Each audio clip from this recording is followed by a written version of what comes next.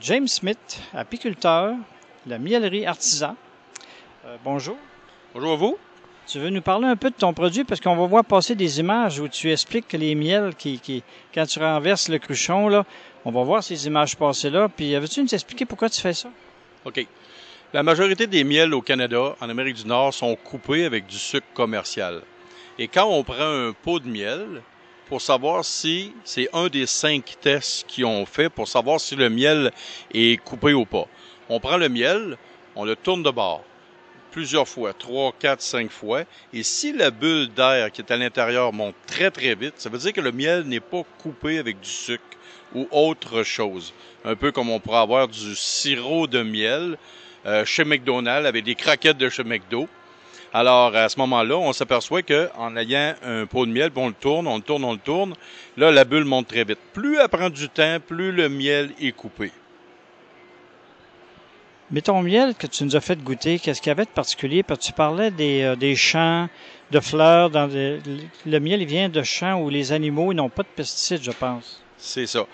Nous, ce qu'on a été, on est allé placer nos ruches dans la MRC de Lillet. Pourquoi? Toutes les montagnes dans la grande ligne en haut, parce que c'est une place où il n'y a pas de pesticides, d'insecticides, parce que là-bas, il y a beaucoup de fourrage animal, parce que là-bas, il y a beaucoup d'animaux de boucherie.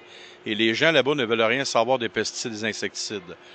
Donc, moi, j'avais goûté du sirop d'érable là-bas. Il y avait un de mes amis, Jean-Philippe, qui avait un érablière, et j'ai goûté à son sirop d'érable. Là, j'ai goûté le terroir, le sirop d'érable du terroir. J'ai fait, hey, c'est incroyable, ça n'a pas de sens.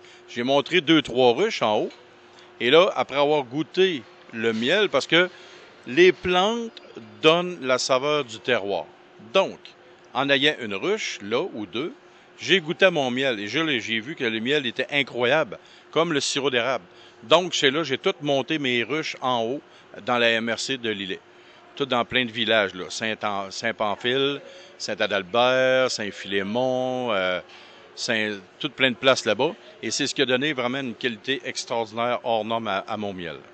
Il y a un rapprochement à faire avec le sirop d'érable, puisque le sirop d'érable vient d'un seul arbre et il n'y a pas de pesticides dans le sirop d'érable. Et voilà, exactement ça. Et nous, ben, on a choisi cet endroit-là à cause qu'on ne voulait pas avoir de pesticides, d'insecticides. Il est situé où, l'adresse exacte? L'adresse chez nous, à la miellerie, c'est 911A, chemin Bel-Air-Est à Lévis, quartier Saint-Jean-Chrysostome. Ça existe depuis combien d'années? Moi, je suis apiculteur depuis 9 ans. Au début, on a commencé avec une ruche de façon très modeste, très normale. On donnait du miel au début à nos amis. Puis là, les gens nous ont dit, ben là, écoute, ton miel est très, très bon, arrête de le donner.